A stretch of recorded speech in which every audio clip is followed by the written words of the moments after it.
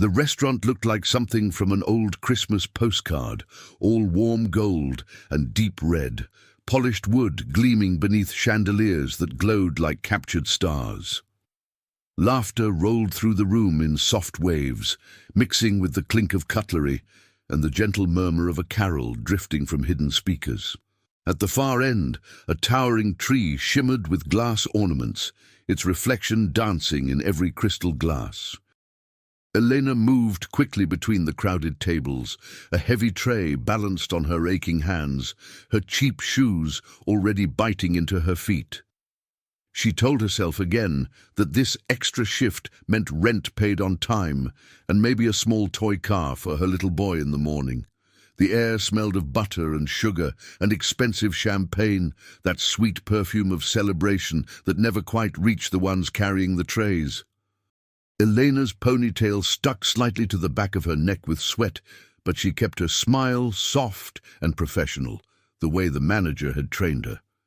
Table 12, table 15, the VIP corner near the tree. She moved by memory now, weaving through the maze of chairs and designer coats. She caught a glimpse of herself in a dark window. Black apron, red shirt, eyes ringed with tiredness she could no longer hide. All she needed to do was make it to one last table without dropping anything. Then she could breathe again.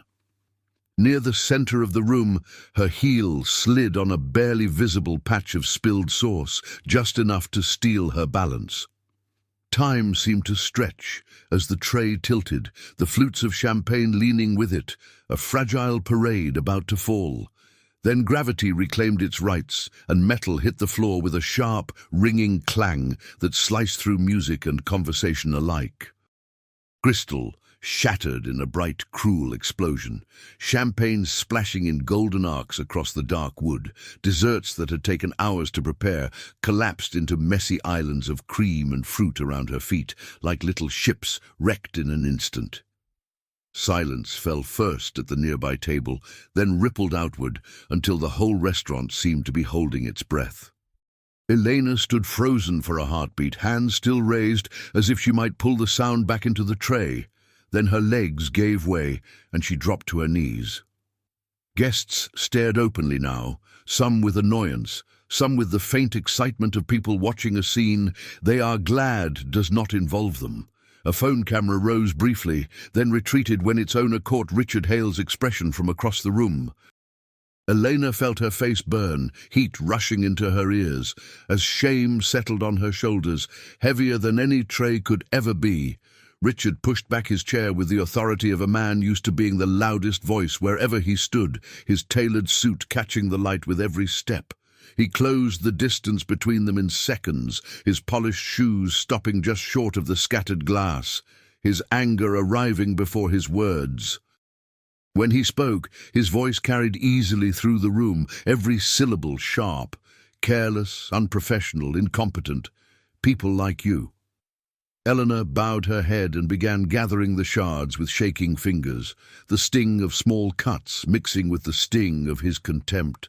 As she reached for a larger piece, her sleeve slid back, revealing the dark, precise lines of the tattoo on her forearm, and the rhythm of his insults faltered.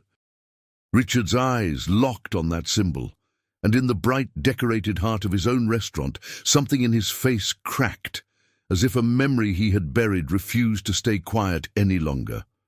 For a moment, the room tried to pretend nothing had happened. Conversations resumed in stiff, halting bursts, laughter returning with a forced brightness that sounded just a little too loud. The carol slipped back into the foreground, as if the speakers had been holding their breath along with everyone else. Waiters stepped around the mess with trained precision, while a busboy hurried over with a mop and a nervous smile. But for Elena, the world had narrowed to the space between her hands and the glittering carpet of broken crystal that seemed to stretch on forever. She gathered the shards mechanically, her fingers moving faster than her thoughts, careful not to press too hard, careful not to let the trembling show. Tiny cuts opened along her skin, a thin sting she barely registered over the burn in her chest. The smell of spilled champagne rose like a cloud around her, sticky and sweet, clinging to her clothes. Someone at a nearby table let out a soft, dismissive laugh. Another muttered something about standards going down. Each sound found its way to her like a pebble dropped into deep water, ripples reaching places she thought were safely buried. When she finally stood, her knees protesting, the busboy had already laid fresh napkins over the damp floor, erasing the worst of the scene.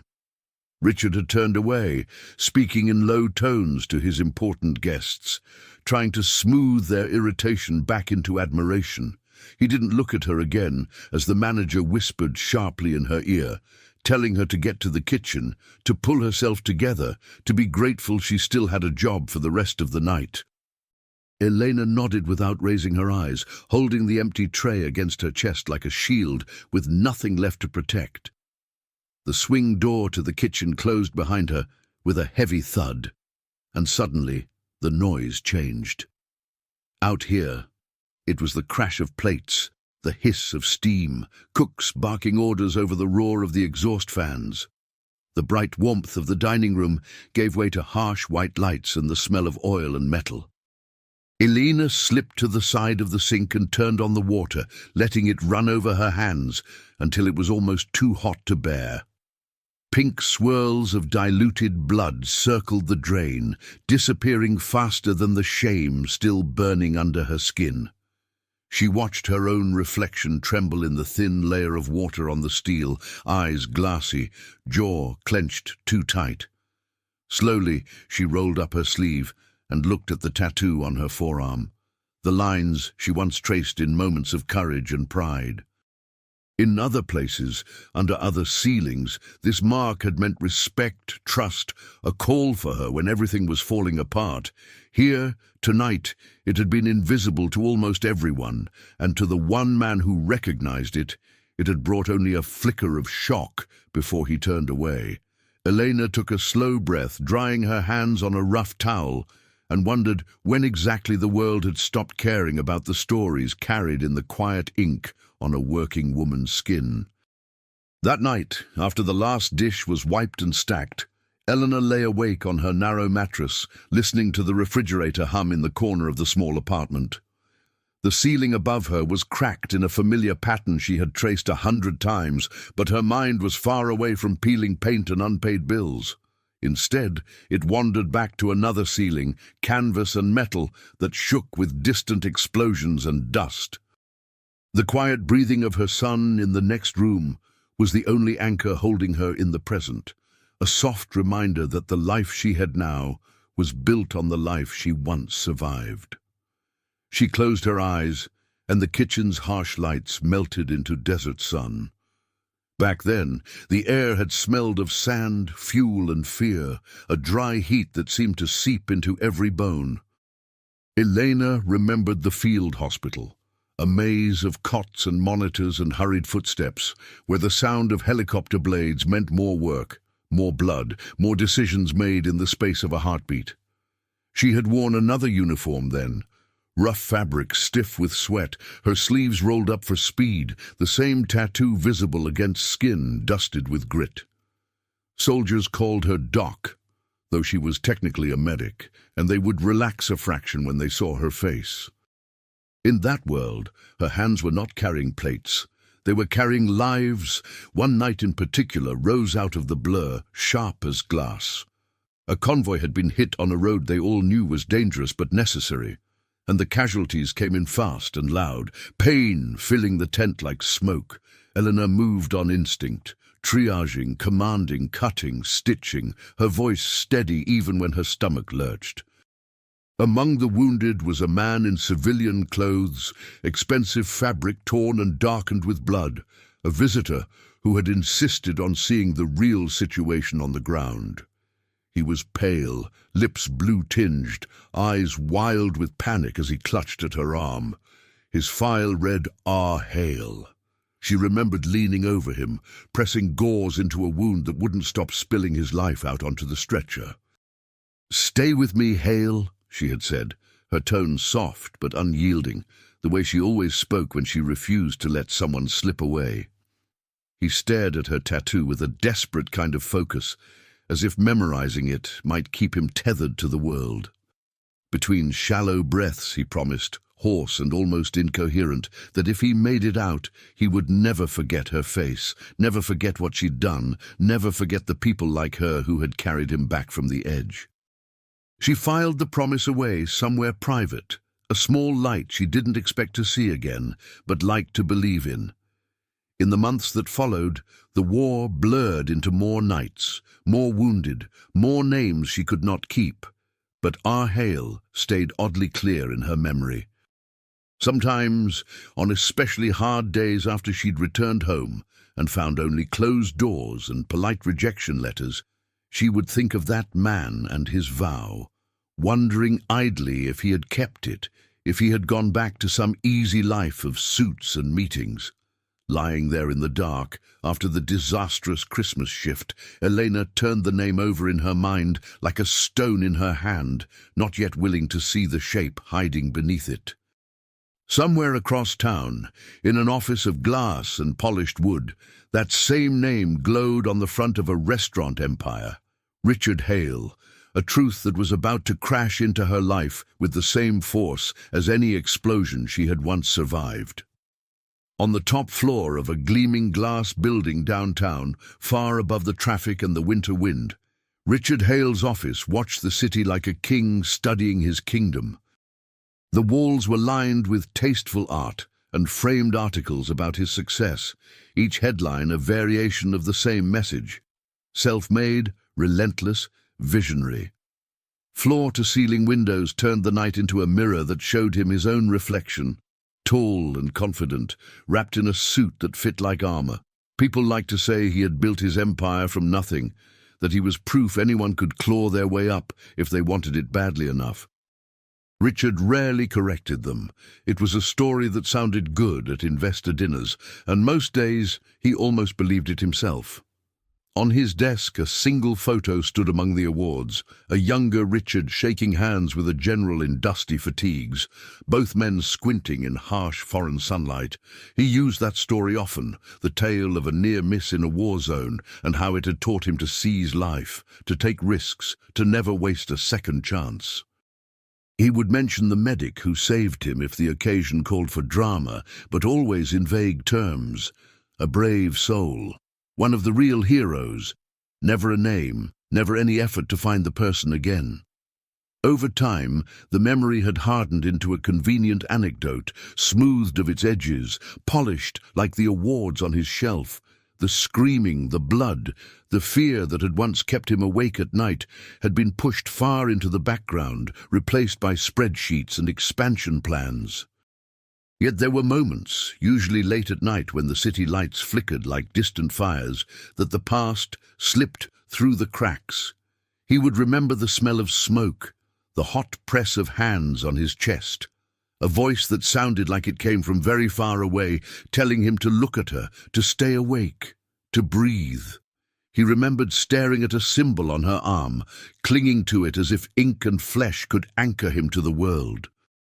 He had promised something in that haze between life and death, something about gratitude and change and not wasting whatever time he was given.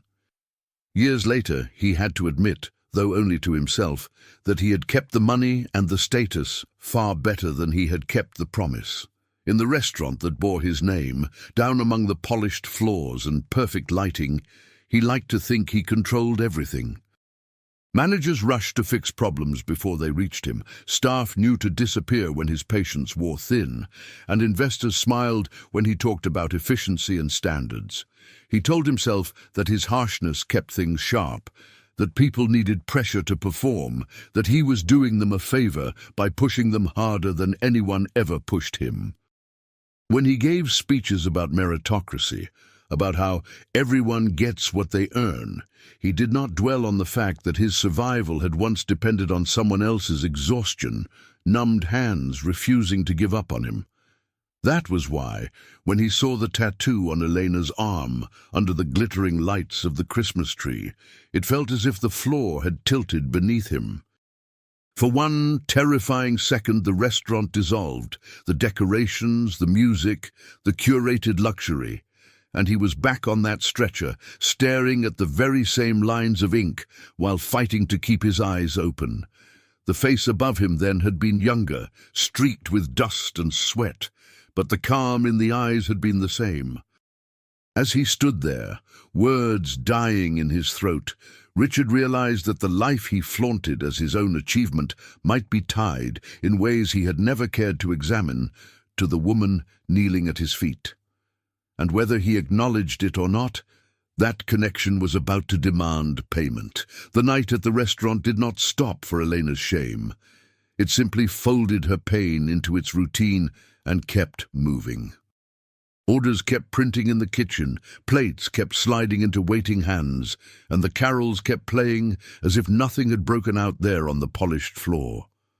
By the time she stepped back through the swinging doors, the mess had been cleaned, fresh glasses set, and the same guests were laughing again. Only the faint, sticky shimmer of champagne on the wood hinted at what had happened. Elena took a breath, adjusted her apron, and stepped back into the stream of movement, trying to let habit guide her feet where her mind could not. In the staff corridor, near the storage closet, Marco, the older waiter who had been there since the first location opened, closed the door softly behind him and waited for her. His silver hair caught the fluorescent light, and his tie hung a little loose, the way it always did near the end of long nights. "You okay, kid?" he asked quietly, the words simple but not careless. Elena shrugged, a small, tired motion that felt safer than answering. She knew better than to cry at work. Tears made managers nervous and co-workers uncomfortable. Marco didn't push, just offered a folded napkin like a white flag and stood beside her in companionable silence. After a moment, he spoke again, his voice low so it wouldn't carry. He told her stories of other Christmas Eves in that restaurant, of broken plates, spilled soup on designer dresses, and a sommelier who once dropped an entire crate of vintage wine in front of a celebrity. In every story, Richard was angry, sharp, cutting, but the world had kept turning, the restaurant had opened the next day, and most people had kept their jobs. "He barks," Marco said with a faint, lopsided smile. "That's what men like him do. You just get through the night." Let the barking pass. For the first time since the tray had fallen, a thin thread of hope slipped into Eleanor's chest. Maybe this would be just another story the staff told each other later. She thought of the rent due in a few days, of the landlord's warning last month, of the carefully hidden envelope in her dresser with a few crumpled bills meant for her son's Christmas morning. Losing this job would mean not just another search, but the collapse of everything she had been barely holding together. So she nodded at Marco, wiped the last trace of wetness from her eyes, and straightened her shoulders. "I'll finish the shift," she said softly, more to herself than to him. There was still a long list of tables to serve, still hours until midnight, and she clung to the idea that if she kept her head down and her hands steady, the storm might blow over. Out on the floor, the dining room glittered on, as if it were a world apart from her worries. Richard stood near the bar, laughing a touch too loudly with a group of investors, his earlier fury tucked away behind charming anecdotes and polished phrases. Now and then, his gaze flicked toward Elena as she passed, but he quickly looked elsewhere, filing the recognition he'd felt when he saw her tattoo into some deep drawer in his mind. The glasses she carried clinked gently, little fragile worlds of light and reflection, and she focused on each step, each order, each smile. For the moment, the job was still hers, the night not yet lost. And in that narrow space between fear and hope, the first, almost invisible cracks began to form in the glass shell of the man who thought he owned the room. By 9 o'clock, the restaurant had reached that particular kind of festive hum Richard loved to show off, a sound that could be translated neatly into Number's Owner Quarterly report. The private dining alcove near the Christmas tree had filled with the faces that mattered most to him tonight, investors, board members, a couple of local officials whose names he pretended to forget so they could remind him, flattered. Someone tapped a spoon gently against a glass, and the room's attention folded toward Richard as naturally as tide toward moon. He straightened his tie, lifted his champagne, and stepped into the center of the glow, as if born to it. "Another year?" he began, his voice smooth and practiced, "and we stand here in this beautiful place because we believed in hard work." Heads nodded around him, some earnestly, some because they knew that was the correct rhythm to keep. He talked about starting with nothing, about long nights and risk and sacrifice, shaping his story into something clean and admirable, free of awkward debts and inconvenient truths. He spoke of meritocracy, of a world where, as he liked to say, everyone gets exactly what they earn, each word polished by repetition until it shone with a hollow sort of conviction. The investors smiled, warmed by the flattery hidden inside his praise for their shared vision. Elena moved quietly along the edge of the scene, refilling glasses with the steady, efficient motions that came from muscle memory. From her angle, she saw only the side of his face, the gleam of his cufflinks as he gestured, the easy curve of his smile. She listened to his words drift over her, those phrases about opportunity and effort that had not matched her own life, no matter how many extra shifts she took. A line about people who complain instead of working stung more than it should have, landing on the raw place left by his earlier outburst. Still, she kept her expression neutral, the corners of her mouth turned up just enough to be called a smile, her hands steady as she poured. Around the table, reactions varied in small, telling ways. One man raised his glass with enthusiasm, already imagining the returns next quarter.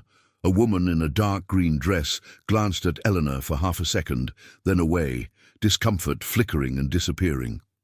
A younger guest, perhaps new to this world, frowned faintly at Richard's tone, but said nothing, swallowing his doubts with a gulp of champagne. Christmas lights blinked softly in garlands overhead, reflecting in the polished wood and the silver bucket where the ice was already melting, as if the room itself were nodding along with the performance. If anyone remembered the shattered tray and the sharp words from earlier, they kept it carefully tucked behind their polite faces. As Richard reached the crest of his speech, he turned slightly to gesture toward the grand room, inviting his audience to bask in the success they had, in his words, earned together. In that motion, his gaze brushed the large mirror along the opposite wall, a decorative piece meant to make the space feel even more expansive. For a fraction of a second, the reflection showed him not just his own confident posture and the admiring faces clustered around him, but also a figure moving behind the group. A woman in a red shirt and black apron, sleeve pushed back as she tilted a bottle. The tattoo on her forearm caught the tree's light and flashed in the mirror like a signal flare.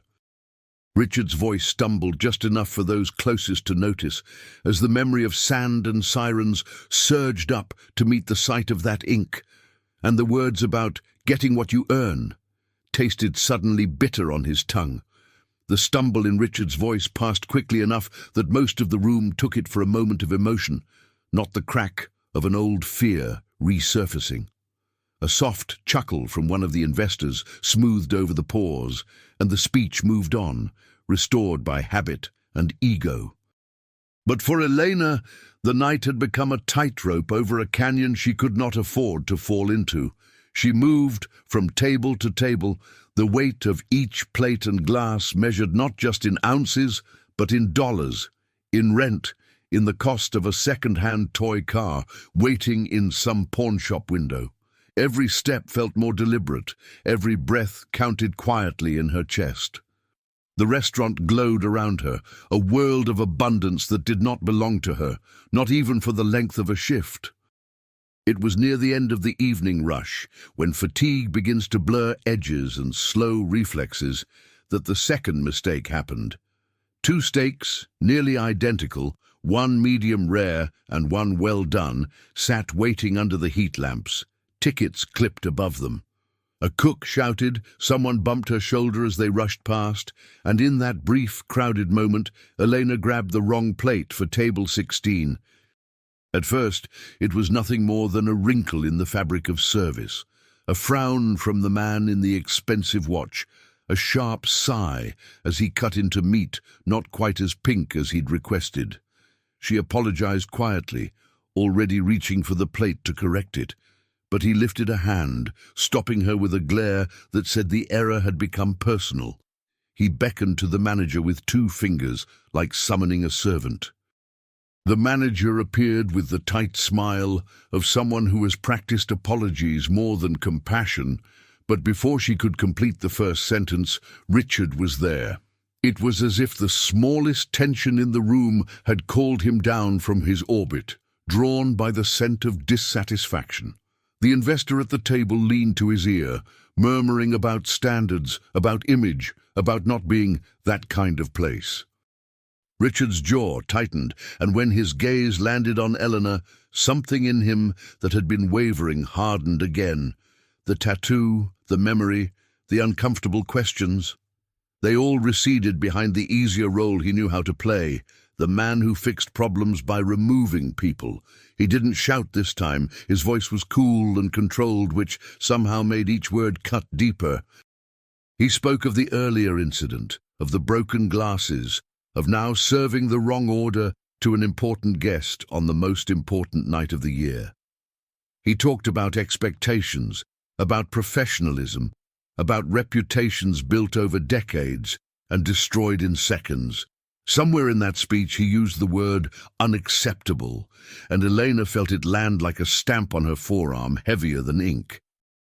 Then very clearly, in a tone that told everyone the decision had already been made, he said that her employment was terminated effective immediately.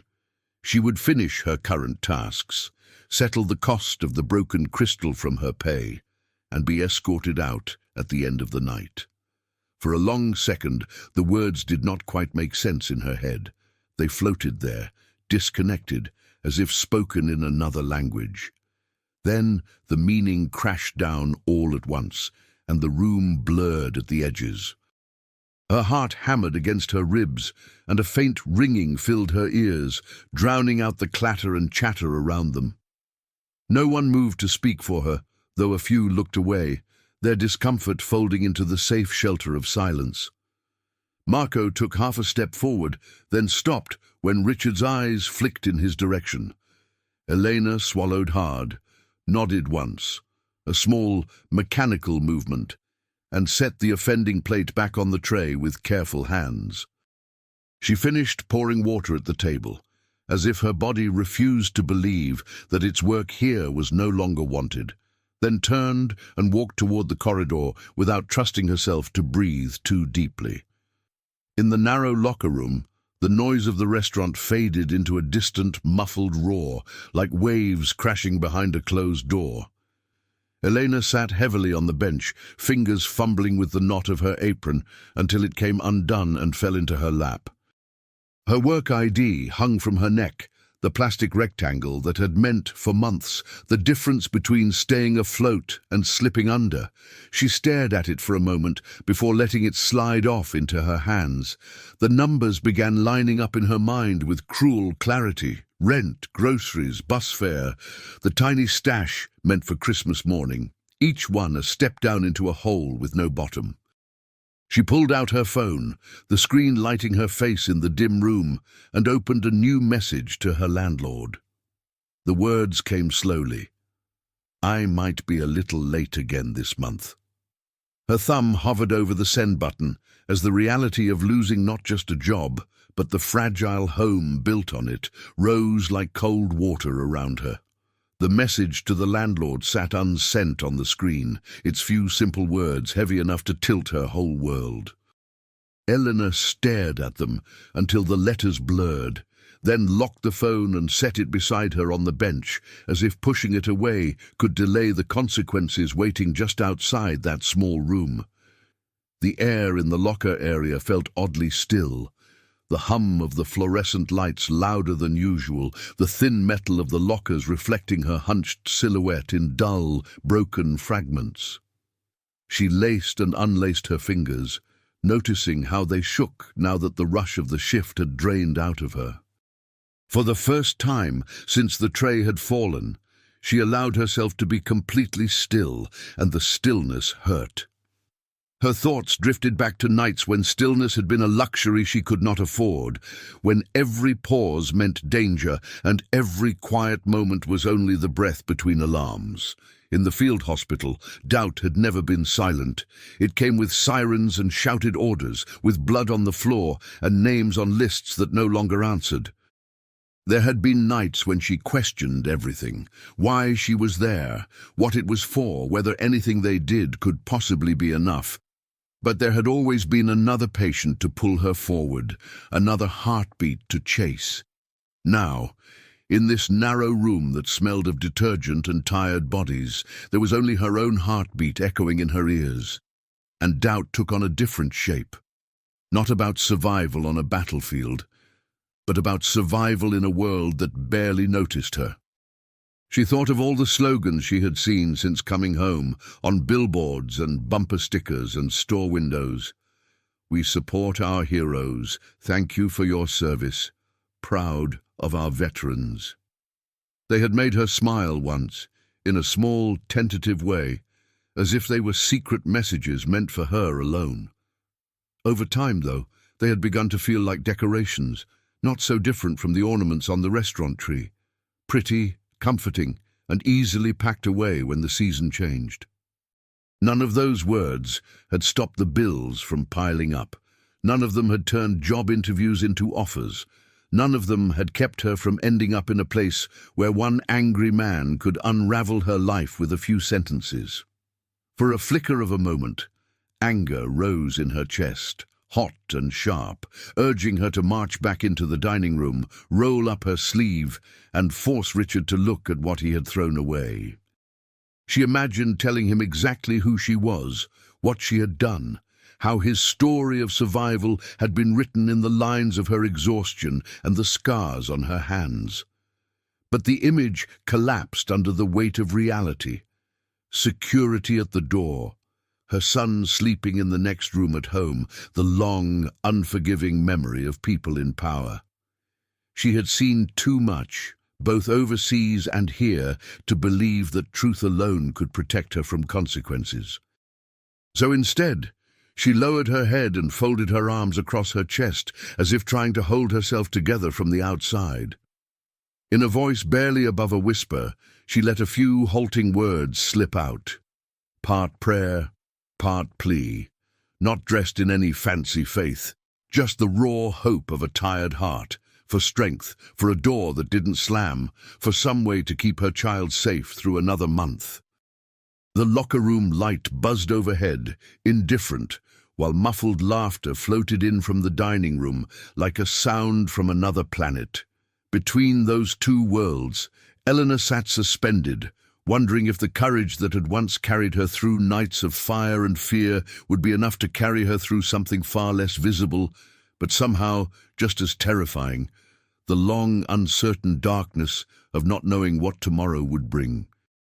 The locker room door creaked open softly, and Elena straightened, wiping at her face with the back of her hand before anyone could see. Marco slipped inside, closing the door halfway behind him, carrying a battered metal thermos and something small folded in his palm.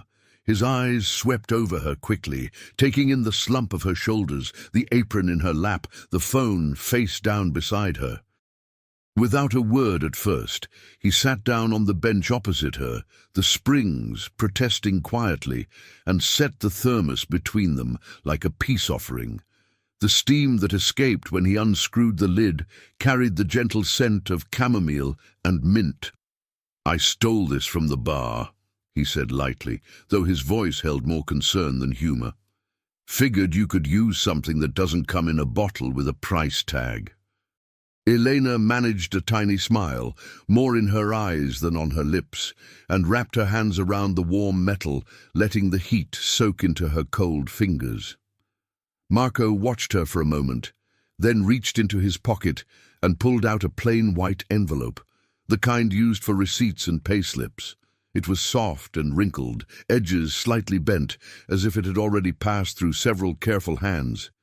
He turned it over once between his fingers before holding it out to her.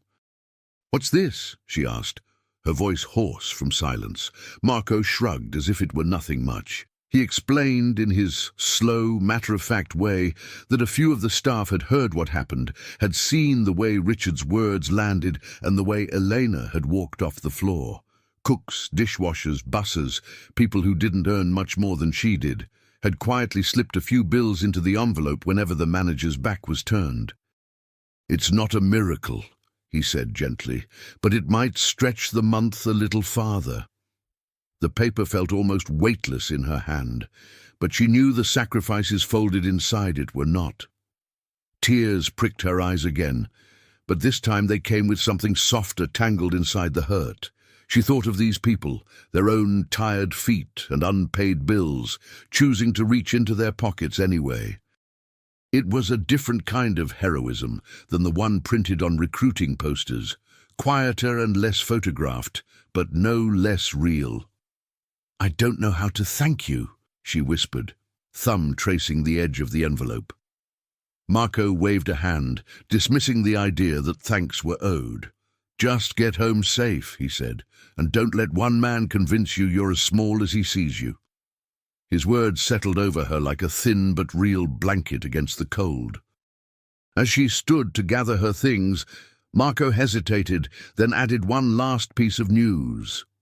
An older woman at one of the corner tables, he said, had asked about her after the scene. Blue coat, pearl earrings, the kind of guest who usually never learned a server's name. She had been upset by the way Elena was treated, had wanted to leave a word of support, a note, something. Elena pictured the woman's face in her mind, a stranger who had seen her as more than moving hands and a forced smile. The thought warmed a place in her that even the tea hadn't reached. When she pushed open the door to the corridor, envelope tucked safely into her pocket, she saw Richard standing alone near the Christmas tree, his back to the room, staring into the lights as if they were asking him questions he no longer knew how to avoid. The tree beside Richard seemed larger now that he stood alone with it, its branches heavy with glass and light, each ornament reflecting a distorted version of his face. The music had slipped into another carol, something soft and nostalgic, the kind of song that usually made him think of childhood and possibility. Tonight, it only reminded him of a different melody, thin and crackling over a radio in a tent a world away, competing with the whir of generators and the distant thump of helicopters. He could almost smell the dust again, feel the tightness of bandages across his chest, taste the copper of fear on his tongue. The restaurant, with all its polish and perfection, wavered like a mirage around him. At the bar, a television mounted in the corner played a late-night news segment with the sound low, captions marching silently across the bottom of the screen. Richard's eyes drifted toward it without really meaning to look, and there they were, a group of veterans stepping off a plane into a cold hometown night, families waiting with homemade signs and flowers. The camera zoomed in on a woman hugging a child, her uniform jacket wrinkled, but her posture straight. The caption read something about holiday homecomings and honoring service. But all Richard could feel was the gap between those words and the reality of the woman he had just fired. The sight pressed on a bruise in his conscience he had pretended not to have. He thought of the promise he had made on that stretcher, the one he had folded neatly into the story he told at galas and fundraisers. In his polished version, gratitude had been an easy thing, a speech, a donation, a line on a brochure about supporting those who risked everything. In the real version, the one that now replayed behind his eyes, gratitude had been messy and terrified and breathless, a desperate clutch at a stranger's arm while blood soaked through gauze. He remembered staring at the ink on that medic's skin, promising that if he walked away from that tent, he would live differently, see differently, treat the lives around him as something more than tools for his ambition. Somewhere along the way, he had confused survival with success and forgotten the rest. Movement near the entrance caught his attention, pulling him back to the present.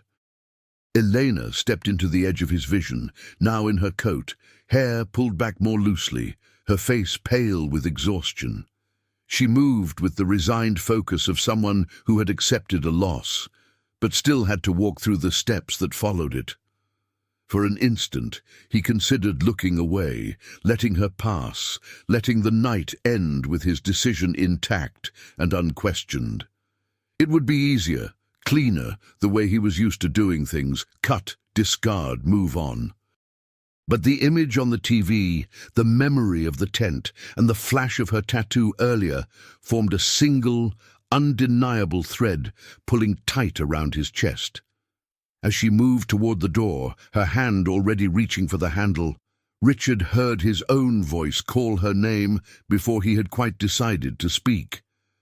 "Elena," he said, and the word came out smaller than anything he'd said all night, stripped of the power he usually wrapped around his sentences.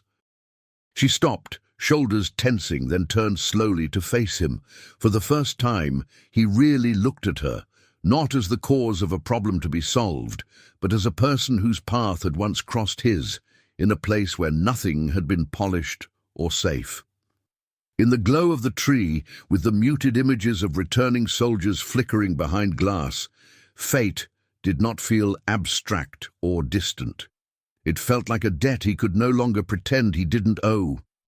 Elena stood with one hand on the door, the cold from outside seeping faintly through the glass, a quiet reminder that there was a world beyond this night. Richard took a few steps toward her, stopping at a respectful distance, as if some instinct warned him not to crowd her now. Up close, he could see details he had overlooked until this moment. The faint circles under her eyes, the small scar near her temple, the steady way she held herself even when everything else had been taken away. For a second, neither of them spoke, the space between them filled only with the distant clatter of dishes and the soft rustle of branches on the enormous tree. "I need to ask you something," Richard began, the sentence unsteady, stripped of his usual certainty. He glanced at her forearm, where the coat sleeve had ridden up just enough to reveal the edge of the tattoo. "That symbol, your tattoo. Where did you get it?" His tone was careful, not accusatory, not managerial, but almost hesitant, like someone handling something fragile. Eleanor's eyes narrowed just a fraction, a reflexive wall going up. Too many people had asked questions that led to nowhere good. "It's from my unit," she said simply. "Medical Corps, overseas." He swallowed, the words catching as he pushed them out. "Which base?" he asked, naming it, then adding the name of the forward operating position nearby, the one no tourist brochure or casual news report ever mentioned. The way he said it, correctly, without stumbling, with the right sequence of letters and numbers, made her chest tighten. Civilians didn't know that code, not unless they'd studied it on a clipboard while lying on a stretcher. She straightened slowly, letting her hand fall from the door handle, and studied his face with new intensity. "You were there?" she asked, her voice low, no longer the voice of an employee speaking to a boss, but of a veteran testing the truth. He nodded, eyes dropping for a moment, before he forced himself to meet her gaze again. "There was an attack on a convoy," he said quietly. "I shouldn't have been on that road, but I wanted to see everything for myself. It went bad. There was a tent, noise everywhere, and a medic who wouldn't let me quit breathing no matter how much I wanted to." And the room around them seemed to shrink as he spoke, the bright restaurant dimming under the weight of the memory. "I remember her voice," he added, softer. "She kept telling me to stay with her. I remember that tattoo on her arm. I remember promising—" The pieces slid into place inside Elena with a sickening click. The convoy, the wounded civilian in expensive clothes, the file name R. Hale, The wild eyes locked on her arm as she pressed gauze into a wound that wouldn't stop bleeding. She saw it all again, as if it were happening now. The tent, the radio, the frantic math of blood loss and time. Her breath caught, and for a moment she could only stare at him, seeing not the polished owner of a restaurant, but the ghost of a man she had dragged back from the edge. "Your file said Richard Hale," she murmured, the words tasting like dust and realization. "I saved your life." The last sentence wasn't boastful. It was stunned, almost disbelieving. Richard flinched, as if the truth itself had struck him, and in the glow of the Christmas tree, both of them stood suspended in the realization that the man who had just dismissed her as disposable owed every breath he took to the woman he had tried so hard not to see. For a long moment after the realization settled between them, neither of them spoke. The restaurant's decorations felt strangely out of place now, the glitter and ribbon and twinkling lights framing a conversation that had nothing to do with holiday cheer. Elena's pulse hammered in her ears as she studied Richard's face. The expensive haircut, the careful grooming, the faint lines of someone used to getting his way. It was almost impossible to reconcile this man with the pale, terrified figure she remembered fighting for on a blood-soaked stretcher. The distance between those two versions of him felt as wide as the distance between who she'd been then and the woman standing here now in a borrowed coat. "I didn't recognize you," Richard said at last, the admission quiet and raw. "I told myself I would never forget, but I turned it into a story instead." He exhaled, shoulders sagging in a way his staff had probably never seen. "Tonight, when I saw the tattoo, it was like being dropped back into that tent. And still, I kept yelling at you." The words tasted like ash in his mouth, and he didn't bother to dress them up with excuses. For the first time, he seemed willing to stand in the ugliness of his actions without hiding behind the shield of his importance. Elena felt anger rise again, but it came braided with something heavier, disappointment not just in him, but in the gap between the promises people made under fire and the lives they chose once they were safe. "You don't have to recognize me," she said, her voice low but steady. "You don't even have to remember my face. But you built a whole life on getting a second chance that people like me helped you keep. And tonight, you looked at me like I was nothing more than a broken glass on your floor." Her eyes shone, not with pleading, but with a quiet, exhausted truth. "That's what hurts." He swallowed hard, the accusation landing in a place deeper than pride. Around them, a few staff members lingered near the edges of the room, pretending to polish cutlery or rearrange menus while clearly watching. A couple at a nearby table glanced over, sensing that this was not a routine end-of-shift conversation. The Christmas tree behind them glowed softly, casting halos of color over their faces, turning the confrontation into something almost symbolic, wealth and power, standing face to face with the person whose unseen courage had made that comfort possible. For once, Richard could not pretend the room belonged only to him. "I was wrong," he said finally, the words simple and almost painful. "Not just tonight, but for a long time. I turned surviving into an excuse to climb higher, instead of a reason to live better." He drew a breath, as if steadying himself on his own confession. "I can't undo what I said or how I treated you, but I can stop pretending I don't know who you are. I owe you more than an apology, Elena. I owe you my life, and I've acted like you owed me your obedience." His voice softened. "I'm asking, not just as an employer, but as the man you once dragged back from the edge. Give me a chance to make this right." The plea hung in the warm air, fragile and uncertain, as both of them waited to see whether this night would end in another wound, or the first small step towards something like justice. For a few long seconds, Elena could only hold his gaze and feel the weight of everything that had passed between them, both tonight and years ago, in a different world. She searched his face for the usual armor, the dismissive tilt of his chin, the hard line of his mouth, the distance of a man convinced he was always right. Instead, she found something unfamiliar and unsettling there, a man confronted by his own cowardice, seeing it clearly for the first time. The anger in her chest did not vanish, but it changed shape, settling into a deep, steady ache instead of a raging flame. "You can't fix this with a tip and a speech," she said quietly. "You don't get to turn what you did into another inspirational story." Her words hung in the air like a verdict, and the restaurant seemed to lean in around them. Marco had drifted closer, polishing a glass that had been spotless for several minutes.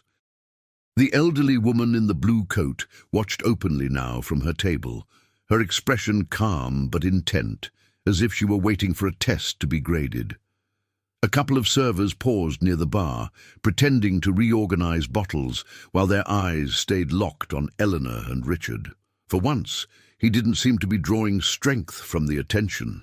If anything, the witnesses made his shoulders drop a little lower.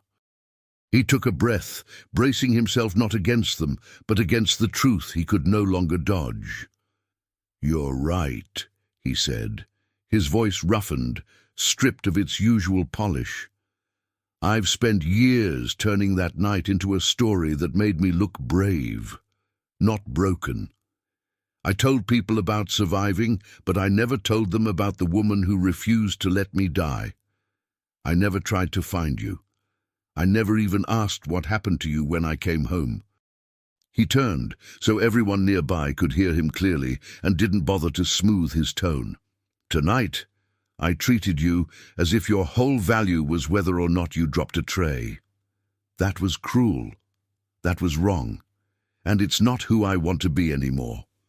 He straightened, not in the rehearsed way of a man about to sell something, but in the simple posture of someone choosing to stand in their own failure. "Everyone saw what I did," he continued louder now, addressing staff and guests alike. "So you're going to see what I do next. Elena is not fired. She will not pay for the broken glasses. I will personally cover her rent for the coming months, because I owe her far more than that. And starting tonight, every restaurant I own will commit to hiring and supporting veterans like her, not as marketing, but as real, lasting policy." His hands trembled slightly at his sides, but he did not hide them. It was the first time his power felt less like a weapon and more like a responsibility he was finally willing to carry. The elderly woman stepped closer to Elena, her pearls catching the light, and placed a gentle hand over her heart. "Thank you for your service," she said softly, the words warm and specific, the opposite of a slogan on a window. She began to clap once, twice, 3 times, and the sound spread outward.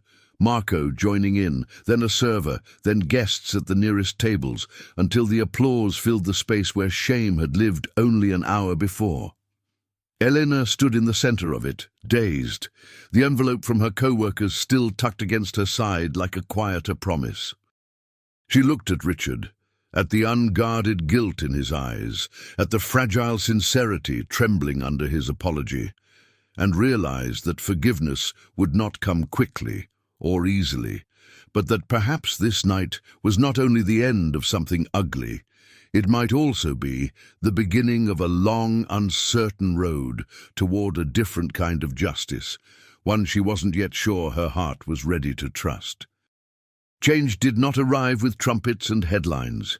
It slipped into Elena's life in small, almost ordinary ways. The next morning, her job was not just given back, it was redefined. Richard asked her to meet in his office, not as a frightened employee, but as someone whose voice he needed to hear. The offer was simple and strange all at once. A promotion to floor supervisor, and a role advising on a new program for hiring and supporting veterans. The raise would steady her finances, but it was the quiet sentence that followed that caught her breath. "I want to make this a place where people like you are seen, not used." For the first time in a long time, she walked out of a boss's office feeling not smaller, but taller. In the restaurant, the shift was subtle but real. Schedules stopped punishing the same people over and over. Breaks were honored with more respect. Managers were told, not asked, to listen when staff said something wasn't working.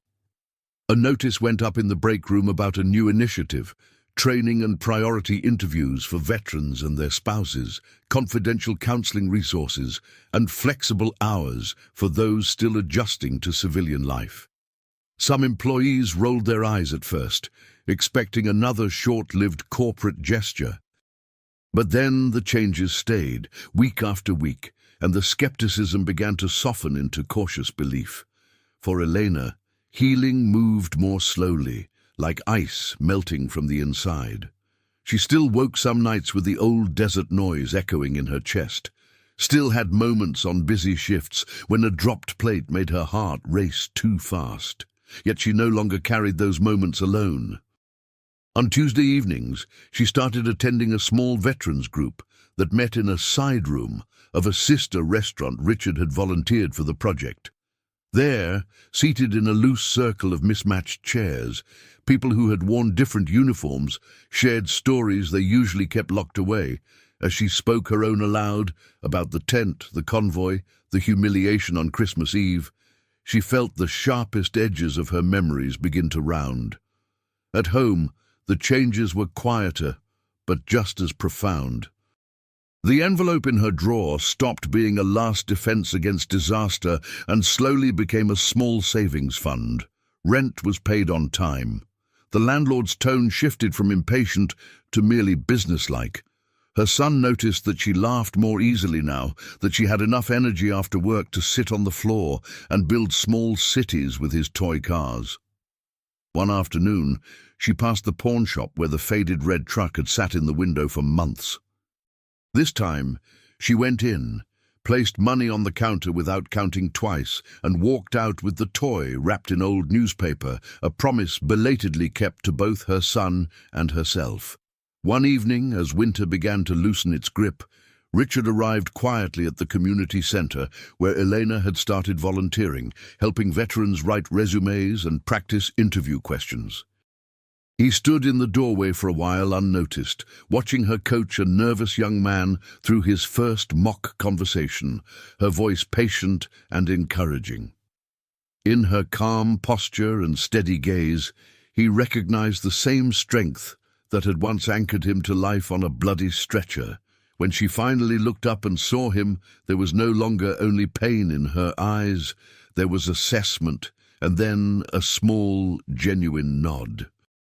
In that simple exchange, they both understood that while the wounds of the past would never vanish, they were beginning, slowly, to heal into something that could carry weight without breaking.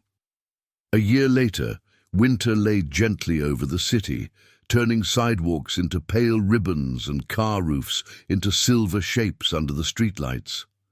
Inside the restaurant, the Christmas tree stood in the same proud corner, its branches heavy with familiar ornaments and soft golden light.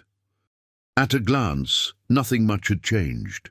The polished wood, the gleaming glass, the low murmur of holiday conversations. But underneath the surface, the air felt different, warmer in a way that had nothing to do with the heating system. It felt like a place where people were no longer afraid to exist in their full, imperfect humanity. Elena moved through the dining room with a calm that came not from submission, but from belonging. Her supervisor badge glinted softly against her blouse, but it was the way others looked at her that told the real story. Servers pausing to ask her advice, cooks lifting a hand in greeting when she passed the window, new hires straightening a little when she approached, knowing she saw them. The tattoo on her forearm was uncovered tonight, as it often was, and no one pretended not to notice it anymore. A young veteran working as a line cook gave her a quick, knowing nod when their eyes met. and she answered it with a small smile that said, "You're not alone here." Somewhere in the background, the carol playing felt less like decoration and more like a gentle accompaniment to something real. On one wall, near the host stand, hung a simple bronze plaque many guests stopped to read as they waited for their table. It bore no grand logo, just a few chosen words about unseen courage and everyday dignity, and beneath them, the emblem of Elena's old unit etched with quiet respect. Near the bottom, a line explained that the restaurant group now funded training and support for veterans entering civilian work, a commitment born from a second chance once given and finally honored.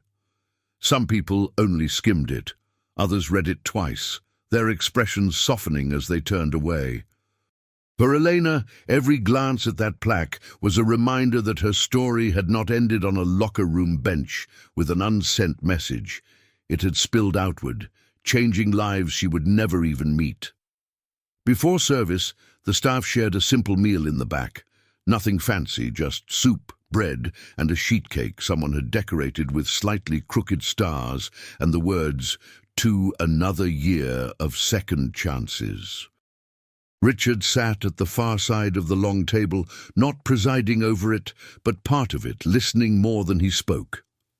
When conversation drifted, as it inevitably did, to last Christmas, the memory did not make the room tighten anymore. They spoke of it as a turning point, not a wound, and when Richard acknowledged his part with quiet honesty, no one rushed to comfort him or condemn him. They just accepted the truth and went on. His redemption, like Elena's healing, was a work in progress, and that was enough. Later that night, as the last guests filtered out and the lights dimmed to a gentle glow, Elena paused near the tree, her hand brushing lightly against a glass ornament. She thought of the year behind her, the humiliation, the revelation, the apology, the slow, patient rebuilding of trust, and felt a steady gratitude settle where raw pain had once lived. Somewhere in the city, other restaurants would close their doors, other people would go home feeling invisible or unheard, and she knew the world was still far from fair. But here, in this small corner of it, something had changed for good, because one night, truth refused to stay hidden. And as the story of that night reached beyond these walls, the narrator's voice offered one last gentle invitation. If this story touched your heart, leave a heart in the comments and subscribe for more stories about kindness and redemption.